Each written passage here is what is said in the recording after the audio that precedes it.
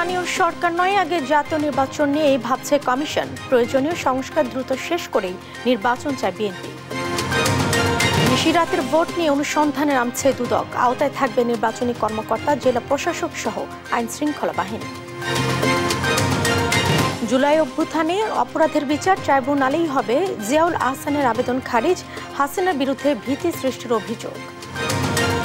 দ্রুত মালয়েশিয়া পাঠানোর দাবি আটকে পড়া কর্মীদের। এপ্রিলে যেতে পারে প্রথম গ্রুপ। শাহবাগ ছাড়ল ম্যাথস শিক্ষার্থীরা। এবং বিপিএল এর সরপে ফিরেছে ঢাকা ক্যাপিটালস। স্বাগতিক চিটাগাং কিংসের বিপক্ষে 8 উইকেটে জয়। টেবিলের সেরা চারে পেরেরার দল। সংবাদ রাতে দেখছিলেন একেএস টিমটিবার সংবাদ শিরোনাম। সঙ্গে আছে আমি জেসিকা আবেদিন। এবারে বিস্তারিত। স্থানীয় সরকার নয়, আগে জাতীয় সংসদ নির্বাচন নিয়ে ভাবছে নির্বাচন কমিশন, জানান নির্বাচন কমিশনার আব্দুর রহমান এল মাসুদ। বুধবার বরিশালে ভোটার তালিকা হালনাগাদ নিয়ে মতবিনিময় সভায় সাংবাদিকদের প্রশ্নের জবাবে একথা বলেন তিনি। ইসি মাসুদ বলেন, এতদিন মানুষের মধ্যে অনীহা ও ভোটের গ্রহণযোগ্যতা প্রশ্নবিদ্ধ ছিল।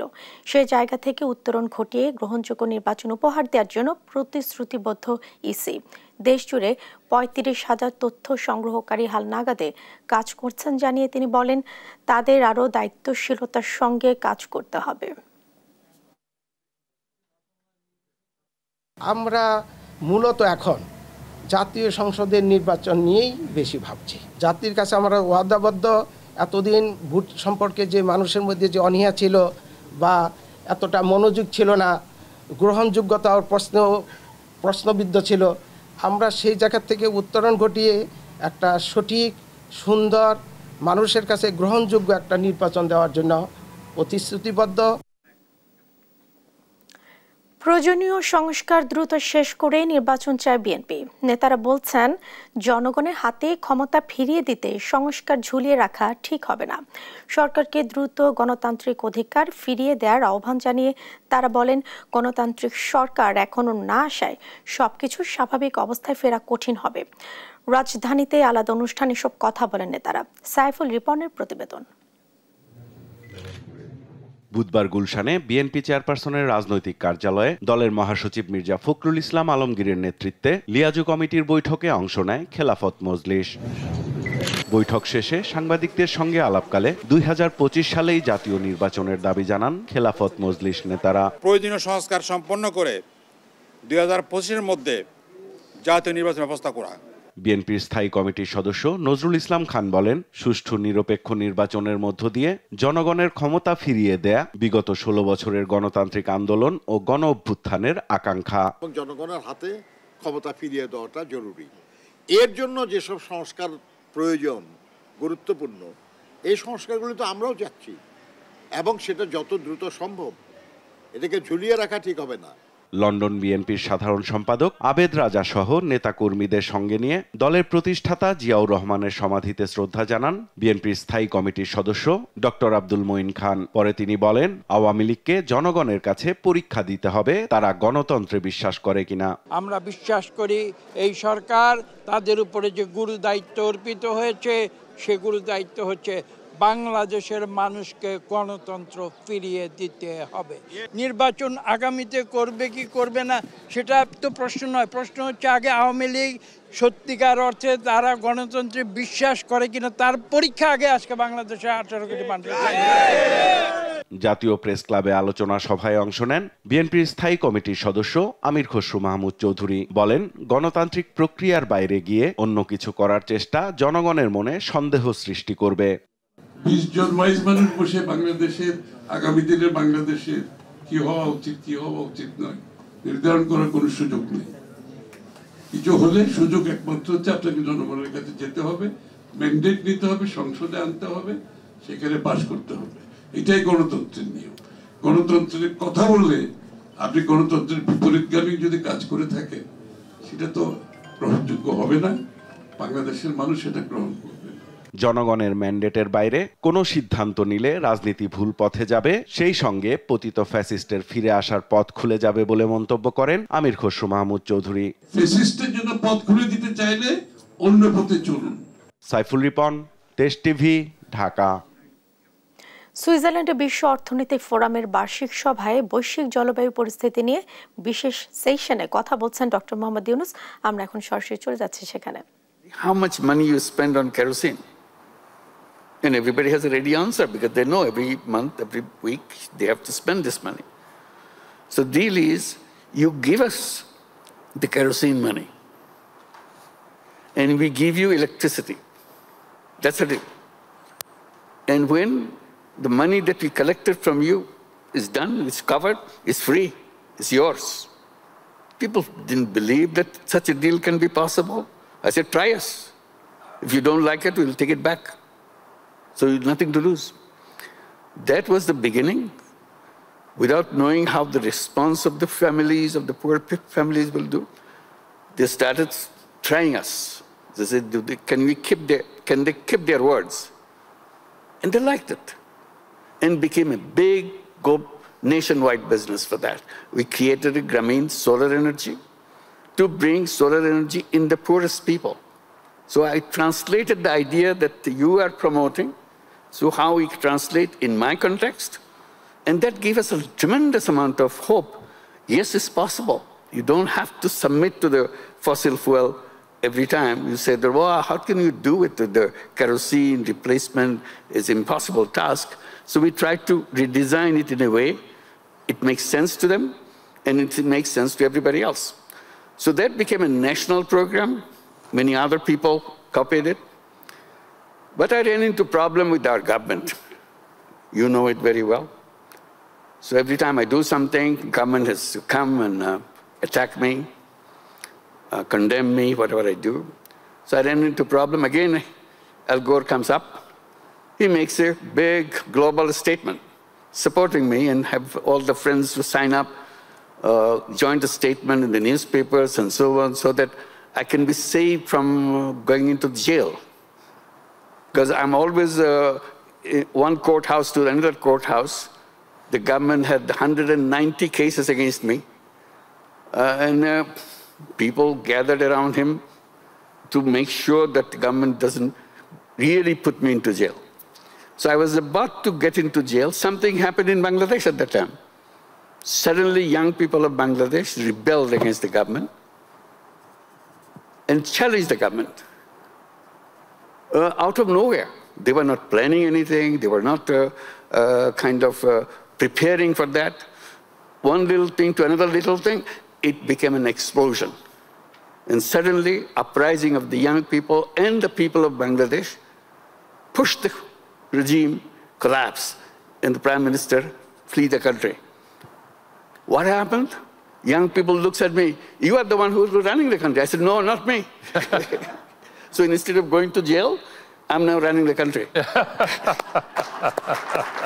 So again, I get back into again and again this trouble. I hope this time I can do something more concrete. There's nobody to push me into jail. So young people love these ideas of creating a world that they can live, they can feel comfortable with their life. And I've been encouraging young people to see the world they want to build. I said, the civilization that we have created now is a civilization which is self-destructive. We have put everything inside that civilization, which will ultimately destroy the whole existence of human being. So we have to enter the whole civilization part. It's not about fossil fuel or something, one individual. These are important items, but the whole thing is about the way we live, the way we think. That created the world. No matter what we do now, within that framework, nobody can save the world. So I say it very loudly, clearly. I said, in order to survive and let the planet survive, we have to create a new civilization. And that civilization has to be defined right away. Whether you're doing it today or tomorrow, you have to very fast and get there. Within the framework of the present civilization, there is no escape route. So it sounds very kind of rude to say that, but that's the way I think all of us will come to the conclusion, can't do that. So what I'm suggesting, and people kind of responding to it, saying we have to create a new civilization. The features of the new civilization So it will be very clear. It will be world of 3 zeros. So I defined these 3 zeros. One is zero carbon emission. You cannot keep the carbon emission and save the planet at the same time. You have to come to that. No matter what technology you have a lot of other ideas what you can do, you have to do that. And the next zero is a zero wealth concentration. The system that we built around the world today, that we practice every day, always pushing the wealth to the top. So you see, you report to the world what kind of progress you are making, growth taking place, technology is helping us to make more money and so on. Ultimately, where does this money go to? To the top. So concentration becomes heavier and heavier. Bottom becomes emptier and emptier.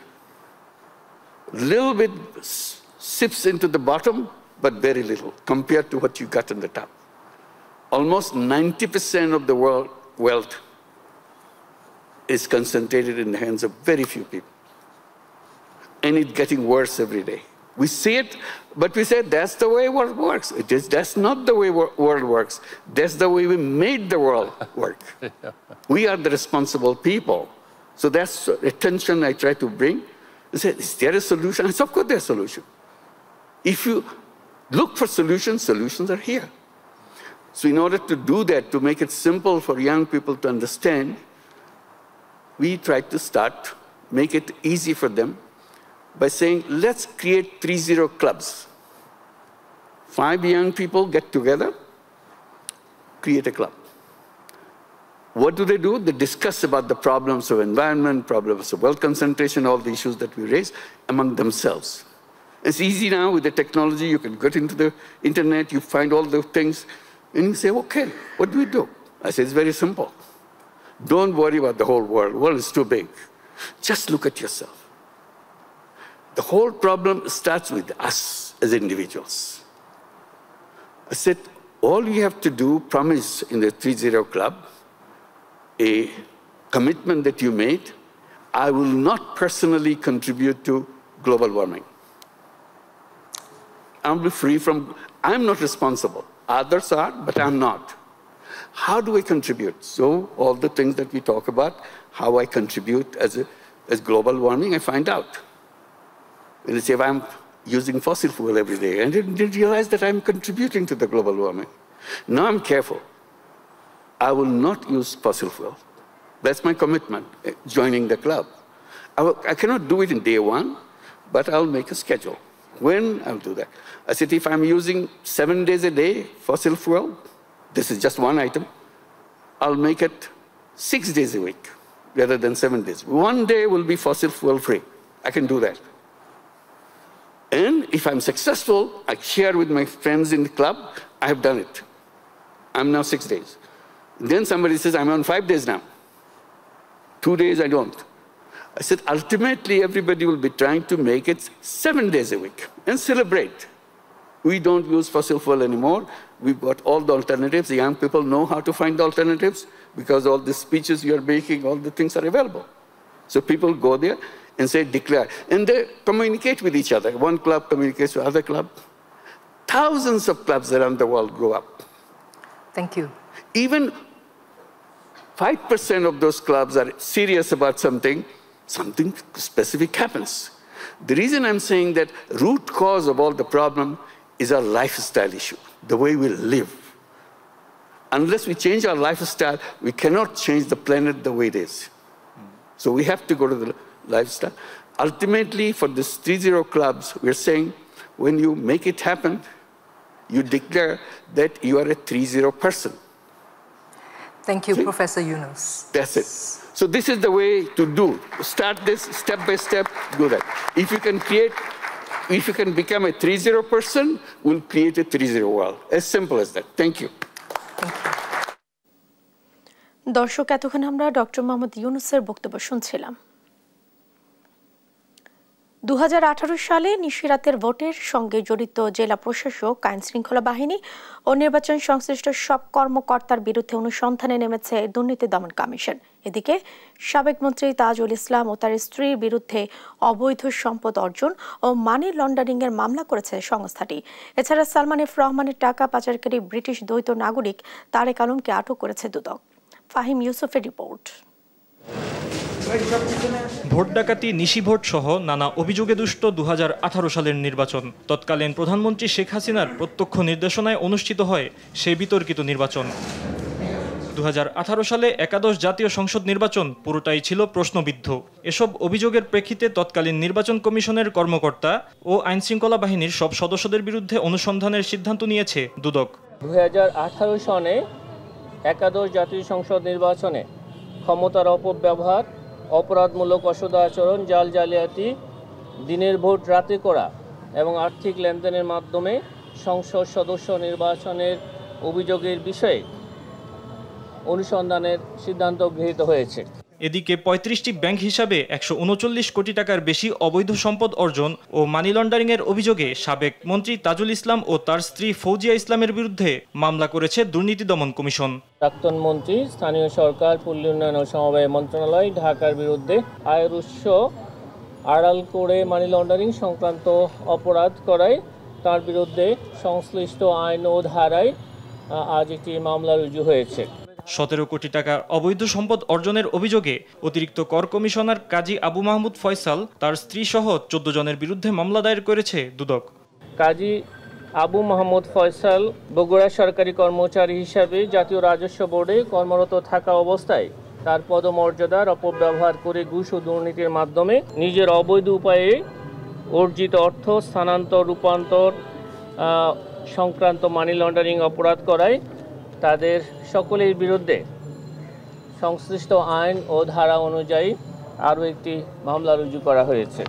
এছাড়াও 100 কোটি টাকার অবৈধ সম্পদ অর্জনের অভিযোগে স্বাস্থ্য প্রকৌশল অধিদপ্তরের তত্ত্বাবধায়ক প্রকৌশলী আনোয়ার আলীর বিরুদ্ধে অনুসন্ধানে নেমেছে সংস্থাটি। আর সকালে সালমান এফ রহমানের 1000 কোটি টাকা পাচারকারী ব্রিটিশ দ্বৈত নাগরিক তারেক আলমকে হযরত শাহজালাল বিমানবন্দর থেকে আটক করেছে দুদক। অনেক ধন্যবাদ। ফাহিম ইউসুফ, দেশ টিভি, ঢাকা। জুলাই আগস্ট অভ্যুত্থানে সংঘটিত অপরাধের বিচার আন্তর্জাতিক অপরাধ ট্রাইব্যুনালেই চলবে। এখতিয়ার চ্যালেঞ্জ করে গণহত্যায় অভিযুক্ত সাবেক সেনা কর্মকর্তা জিয়াউল হাসানের আবেদন খারিজ করে এই আদেশ দিয়েছেন আদালত। চিফ প্রসিকিউটর তাজুল ইসলাম বলেন, জুলাই গণহত্যার বিচার কাজ প্রভাবিত করতেই বিদেশে বসে শেখ হাসিনার উস্কানিমূলক বক্তব্যে তদন্তে ব্যাঘাত ঘটছে। সাবরিনা মজুমদারের রিপোর্ট। গেল 16 বছরে ঘটা গুম, হত্যা, অপহরণ সহ নানা অপকর্মের নকশাবিদ সাবেক সেনা কর্মকর্তা জিয়াউল হাসান। জুলাই আগস্ট গণহত্যা ও মানবতা বিরোধী অপরাধেও অভিযুক্ত তিনি। কারাগারে বসে ট্রাইব্যুনালে বিচারের এখতিয়ার চ্যালেঞ্জ এবং খালাসের আবেদন করেন তিনি। বুধবার তার করা আবেদন খারিজ করে দেন ট্রাইব্যুনাল। সেই সঙ্গে খালাস চেয়ে আবেদনও খারিজ করা হয়। শুনানিতে চিফ প্রসিকিউটর বলেন, ট্রাইব্যুনালের এখতিয়ার ও আইন চ্যালেঞ্জ করতে হাইকোর্টে যেতে হবে। আন্তর্জাতিক অপরাধ ট্রাইব্যুনালে এটি করার কোনো সুযোগ নেই। কোর্ট আজকে তাদের এই পিটিশনটা সামারিলি রিজেক্ট করেছেন, খারিজ করে দিয়েছেন। যে কয়েকটা কথা বলে কোর্ট তাদের পিটিশন খারিজ করেছেন, তার মধ্যে একটা হচ্ছে যে আইন দ্বারা এই ট্রাইব্যুনালটা প্রতিষ্ঠিত, অর্থাৎ 1973 সালের ক্রাইমস ট্রাইব্যুনাল অ্যাক্ট, সেই আইনের বৈধতা বা সেই আইনের কোনো সংশোধনের বৈধতা চ্যালেঞ্জ করার জায়গায় এই ট্রাইব্যুনাল নয়। কোনো আইন যদি সংবিধানের সাথে অসামঞ্জস্যপূর্ণ হয় বা চ্যালেঞ্জ করার প্রশ্ন আসে, তাহলে অবশ্যই তাকে সাংবিধানিক আদালতে যেতে হবে। তারা না করে এই কোর্টে, বিচারিক আদালতে এসেছেন, এটা মিসকনসিপ্ট। আর উচ্চ আদালতে যাওয়ার কথা বলেন জিয়াউল হাসানের আইনজীবী। আর্টিকেল 47-এ শুরু করা আছে যুদ্ধ অপরাধীদের বিচারের জন্য। এটাই হচ্ছে বেসিক জিনিস। আমি যুদ্ধ অপরাধী না, এই আইনটাই তৈরি হয়েছে যুদ্ধ অপরাধীদের বিচার করার জন্য। আমি তো যুদ্ধ অপরাধী না। এদিকে জুলাই আগস্ট গণহত্যার বিচার কাজকে ব্যাহত করতে আদালতের আদেশ অমান্য করে বিদেশে বসে শেখ হাসিনা উস্কানিমূলক বক্তব্য দিচ্ছেন। বিষয়টি ট্রাইব্যুনালের নজরে আছে বলেও জানান চিফ প্রসিকিউটর। সাবরিনা মজুমদার, দেশ টিভি, ঢাকা। কয়েক ঘন্টা রুদ্ধশ্বাস অবস্থার পর হযরত শাহজালাল আন্তর্জাতিক বিমানবন্দরে বিমান বাংলাদেশের রোম ফেরত ফ্লাইটে বোমাতঙ্কের অবসান হয়েছে। কর্তৃপক্ষ জানিয়েছে যাত্রীরা সবাই নিরাপদে বিমানবন্দর ছেড়েছেন। বিমানের ভেতর এবং যাত্রীদের ব্যাগ তল্লাশি করেও পাওয়া যায়নি বোমা সদৃশ্য কোনো বস্তু। আলিমুজ্জামান সাফওয়ানের রিপোর্ট। বুধবার হযরত শাহজালাল আন্তর্জাতিক বিমানবন্দরের কন্ট্রোল রুমে হঠাৎ এক বার্তা। পাকিস্তানি এক হোয়াটসঅ্যাপ নম্বর থেকে জানানো হয়, ইতালি থেকে ঢাকার পথে বাংলাদেশ বিমানের BG356 বিমানে আছে বোমা। এরপর থেকে ছড়িয়ে পড়ে আতঙ্ক। বিমানবন্দরে বাড়ানো হয় নিরাপত্তা। এমন পরিস্থিতির মধ্যেই সকাল 9টা 20 মিনিটে শাহজালালে অবতরণ করে বিমানটি। সঙ্গে সঙ্গে বিমানের চারপাশ ঘিরে ফেলে নিরাপত্তা বাহিনীর সদস্যরা। নিরাপদে নামিয়ে আনা হয় যাত্রীদের। এরপর দীর্ঘ 4.5 ঘন্টার অপেক্ষা। বাইরে আতঙ্কিত যাত্রীদের স্বজনেরা। বিমানের ভেতরে যাত্রী ও ক্রুদের ব্যাগ ও লাগেজ তল্লাশি করে বিশেষজ্ঞ দল। অবশেষে দুপুর 2টার দিকে বের হয়ে আসেন তারা। জানান বোমার বিষয়ে কিছুই জানতেন না। আমরা জানি না, কিন্তু আমাদেরকে যখন নামাইছে তখন আমাদেরকে বলছে আপনারা কেউ লাকিস নেবেন না, লাকিস না নিয়ে বাইরে যান। একটার পর একটা চেকিং আমাদের সবাইকে চেকিং করছে।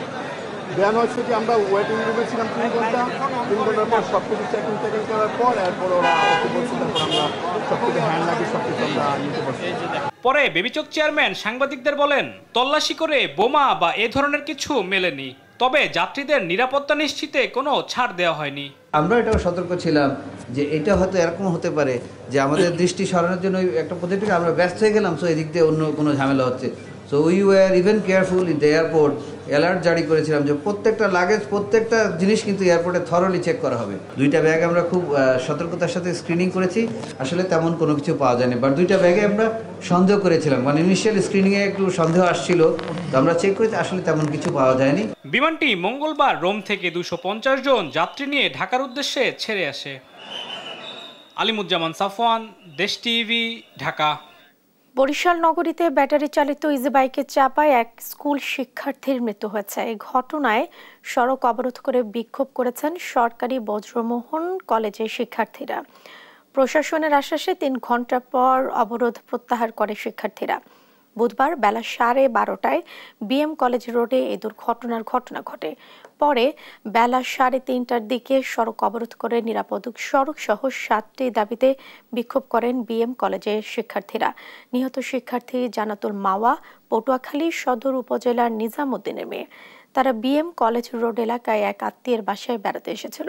স্থানীয়রা জানায়, জান্নাত ও তার একজন সহপাঠী দোকান থেকে চিপস কিনে রাস্তা পার হওয়ার সময় দ্রুতগতির একটি অটো নিয়ন্ত্রণ হারিয়ে জান্নাতকে চাপা দেয়। পরে স্থানীয়রা শিশুটিকে গুরুতর অবস্থায় উদ্ধার করে হাসপাতালে নিলে চিকিৎসক মৃত ঘোষণা করেন। আমরা এখন দেখছি প্রতিদিন বিভিন্ন জায়গায় বিভিন্ন স্থানে সড়ক দুর্ঘটনা ঘটছে। আমরা মনে করছি এটা প্রশাসনের ব্যর্থতা, প্রশাসন সঠিকভাবে তাদের কার্যক্রম চালাচ্ছে না এই বিধায়। তো সেই জায়গা থেকে আমরা আজকের দুর্ঘটনার পরে আমরা কিছু দাবি দাওয়া তুলে ধরেছি প্রশাসনের কাছে। একাধিকভাবে বারবার ট্রাফিকের কারণে এই সড়ক দুর্ঘটনা ঘটতেছে, বারবার একাধিকভাবে আমরা এই অকাল মৃত্যু না চাই। যৌথ বাহিনীর চেষ্টায় 4.5 ঘন্টা পর স্বাভাবিক হয়েছে নবীনগর চন্দ্রা মহাসড়কের যান চলাচল। এর আগে বেক্সিমকো ইন্ডাস্ট্রিয়াল পার্কের সব কারখানা খুলে দেওয়ার দাবিতে নবীনগর চন্দ্রা মহাসড়ক অবরোধ করে বিক্ষোভ করেন বন্ধ কারখানার শ্রমিকেরা। এ সময় বিক্ষুব্ধ শ্রমিকরা বেশ কয়েকটি যানবাহন ভাঙচুর করে ও যাত্রীবাহী বাসসহ 3টি যানবাহনে আগুন ধরিয়ে দেন। সন্ধ্যার পর বিক্ষুব্ধ শ্রমিকেরা আগুন ধরিয়ে দেয় গাজীপুরের সরাবো এলাকায় গ্রামীণ ফেব্রিক্স অ্যান্ড ফ্যাশন লিমিটেড নামে একটি তৈরি পোশাক কারখানায়ও। বুধবার বিকেল থেকে রাত 7:45 পর্যন্ত গাজীপুরের কাশিমপুরে ও আশুলিয়া শ্রীপুর এলাকায় দুর্ঘটনাটি ঘটে।